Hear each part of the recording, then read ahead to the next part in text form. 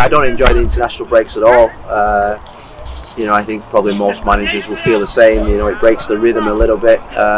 The positives are you can refresh, reset.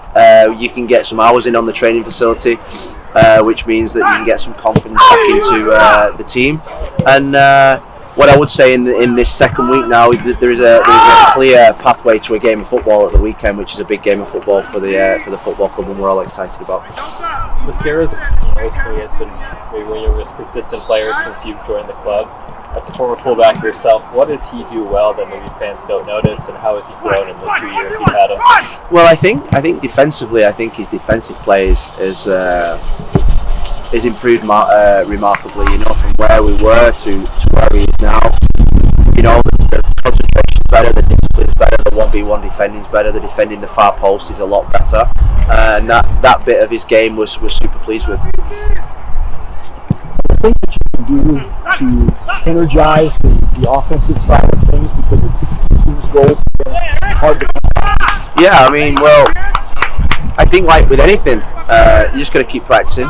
You just got to keep getting back on the bicycle. When you fall off, get back on the bicycle. Keep working on. I think we've got to help them more. I don't think we've served them brilliant this season in terms of the service we've given them, the crosses we've given them, the balls we've played up to them. I think we've probably neglected that in terms of the other people around them. We've focused probably a little bit more on them, but ultimately, at the end of the day, it's about getting out there and delivering. And we're at the business end of the season where the whole team, the whole club, myself included, have to deliver. And we've got incredible belief in our centre forwards. I've said that from day one, and I think they will deliver when it really matters.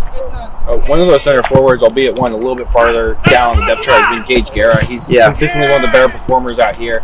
Got his first playing time in a while against Seattle. How is he factoring into the striker rotation now? Well, he's making strides forward to becoming a starting player in some of these big games. I think when you have strikers that have dipped in confidence on it's not flowing, you've got to be fair to all the strikers. We've got 3 real good goal scorers, and in terms of sort of like out and out finishing, Gage is probably the best striker we have in terms of out and out goal scoring. Now there's a lack of experience there. There's other things that he needs to work on, but he trains well every single day. And we've got 3 strikers, like I say, we've got 3 strikers that I believe 100% in, whether it's Pipe, whether it's Kevin, and whether it's Gage Guerra, and I think there's goals to come. You called Fori, I believe, Manu Mati or Dario a doubt for Saturday. One of them progressed a little bit better. Dario's okay. We're getting to the point in this second week where we're nearly, touch wood, we're at a clean bill of health. There's probably a few more stages for Mascara and for Jimmer to overcome in terms of their integration back into the team. But I think whenever you get close to becoming to big games, and my experience throughout my career is that you find that everybody finds the way to get fit for these games. And apart from probably Jonathan Rodriguez, I think at least by the end of the week we should have everybody out on the training field training. A lot of young guys out there during international break. Welcome chance for them. And I want to ask about specifically is Eric Izoita, an academy kid that has played a lot for T2 this year. I think he's only 17 years old. Yeah. What is your message to him, and has he impressed you out there? I think it's been sensational. I really do. The young boys have enhanced the training in the last 10 days, 14 days with their energy, their enthusiasm, their qualities. They've been fantastic. Eric Izocha is someone that we've been really impressed with this season. Every time he's come into the training, you always tell when someone is doing really well, and when the senior players in the team go, "Oh, he's a good player," and that's what they've been saying about Eric.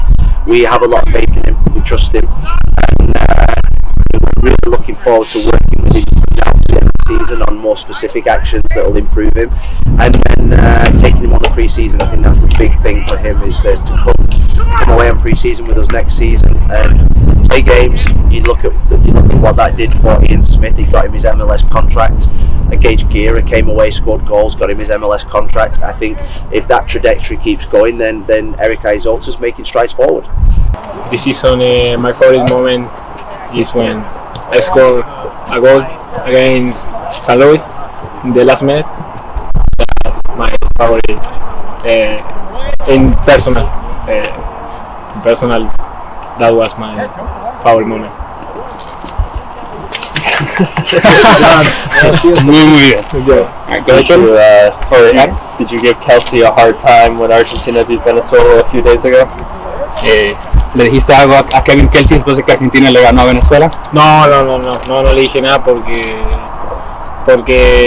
también si a mí me dicen algo en contra de Argentina, también por ahí no sé cómo me lo tomaría, entonces como él jugó y estuvo presente, lo dejé tranquilo. No, I didn't say anything because if somebody said something to me about Argentina, I don't know how I would react. Obviously, he was playing in the game, so we'll just leave it at that. Yeah, Phil always says that he sort of hates the international breaks when there's no games to prepare for. When you've had such a busy season, do you welcome this 2-week break right before the end of the campaign?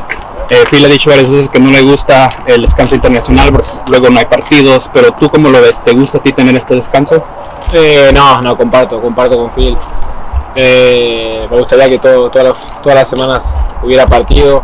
Uno se prepara diferente, está diferente durante la semana. Por ahí una semana que no hay partido de selección, uno se relaja, está tranquilo, pero uno siempre quiere estar metido en competición. No, I agree with Phil. I would like to play every week as well. We prepare differently in a week with no game. Yeah, we get to relax, but it is who we are. We always want to compete. And then just for this upcoming game against San Diego, what do you remember from the first meeting that you guys had with them earlier this year? And what weaknesses do you think that they have that you guys think you can exploit? Hablando de San Diego, ¿qué recuerdas de la última vez que nos enfrentamos contra San Diego y alguna debilidad que tú hayas notado en el equipo? No, realmente San Diego es un gran equipo, por algo está entre los primeros puestos de nuestra conferencia. Es un equipo muy bueno, que trata de jugar mucho al fútbol, de asociarse. Creo que no sé si es el equipo con más toque de balón, más pases en la liga, entonces trataremos de contrarrestar eso con nuestro juego, para jugar. Y complicado. Creo que si estamos los 90 minutos concentrados y estamos enfocados en lo que tenemos que hacer, vamos a obtener un gran resultado y tratar de ganar para asegurar nuestra posición. Honestly, San Diego is a great team, which is why they're at the top of the conference. They try and associate well with the ball. They may be one of the teams with the most touches. We will battle them with our game and the weapons that we have. Weaknesses, I'm not sure, but they are a tough team, and we are focused. We're going to try and be focused for all 90 minutes to get a result, preferably a win. I talked to you a month or two ago. You said one of your favorite players to play against was Neville. What makes him such a challenge, and why do you enjoy playing against him? Parece que habías mencionado que uno de los retos que te gustan es contra un jugador de San Diego.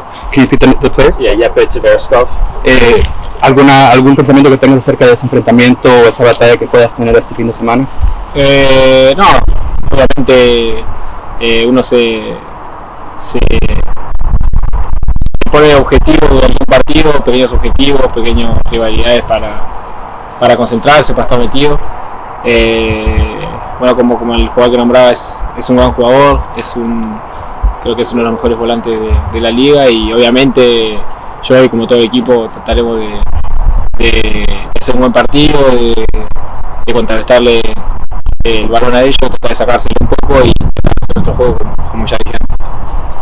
No, I try and set objectives for myself to focus on during the game. Yes, he's a great player, to be honest, one of the better players in the league, but I will try and do my best game that I can and try and cut off some of those balls that may go his way.